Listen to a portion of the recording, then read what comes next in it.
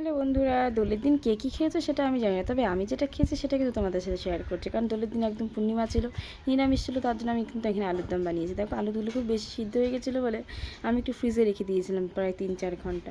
এখানে আমি মনে করি আলুগুলো ছিলে নেওয়ার পরে সর্ষের তেল দেওয়ার পরে তেলটা গরম হয়ে গোটা গরম মশলা আর এর মধ্যে দিয়ে দিয়েছিলাম একটুখানি জিরা।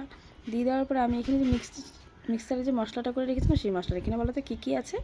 এখানে আছে আদা, কাঁচা লঙ্কা, চালমগজ, কাজু, কিশমিশ বাটা আছে। এর মধ্যে আমি হলুদ লবণ দিয়ে দিয়েছি। হলুদ লবণ দিয়ে দেওয়ার পরে একটু মিষ্টি দিয়ে দেওয়ার পরে খুব ভালো করে কষাচ্ছিলাম যতক্ষণ একটু তেলটা না ছাড়ে। তারপরে এই কষাতে কষাতে ভাবলাম ওর মধ্যে একটু কস্তুরি মেথি দিয়ে দিই। তারপরে দিয়ে দিলাম এর মধ্যে একটু কস্তুরি মেথি দেওয়ার পরে বেশ খুব কিন্তু ভালোই লাগে খেতে। আমার তো কস্তুরি মেথি ভীষণ ফেভারিট। তারপরে দেখো এগুলো মশলা কষাতে কষাতে কিন্তু তেল কিন্তু প্রায় ছেড়েই দিয়েছে।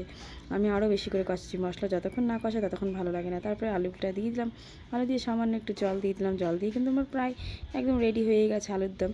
হ্যাঁ, কিন্তু এই আলুর দম কিন্তু এমনি এমনি খাবো না, তার সাথে আমি কড়াইশুঁটি বানাবো। এখানে আমি দিয়ে দিয়েছি মটরশুঁটিটা খুব ভালো করে মিক্সার জারে আমি পেস্ট করে নিলাম একটু আদা কাঁচা লঙ্কা দিয়ে। তারপরে আমি দেখো এখানে রাঁধুনি ছেড়ে দিলাম, তেলের মধ্যে হালকা রাঁধুনি দিয়ে মটরশুঁটিটা খুব ভালো করে পেস্ট করে ভাজা ভাজা করে নিলাম। এর মধ্যে একটু দিয়ে দিলাম চিনি, একটু লবণ, একটু হলুদ।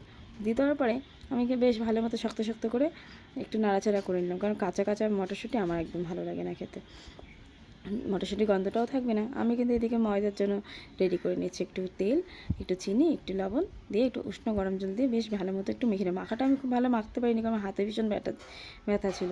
তো আমার শাশুড়িকে বলে একটু মেখে দাও। তারপরে আমি এর মধ্যে দেখো পুরগুলো ভরে নিলাম। পুরগুলো ফেলে নেওয়ার পর একটু করে হালকা অল্প করে তেল দিয়ে আমি বেলা শুরু করলাম। একটু বেশি তেল দিলে ফাটে না, আমি একটু তেলটা কমই দিয়েছিলাম সেদিন।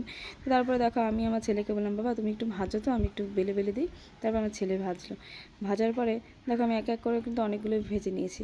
প্রতিটা ভাজার পরে তারপর খেলাম, খুব ভালো লেগেছে, সবাই বলেছে খুব ভালো হয়েছে। Thank you.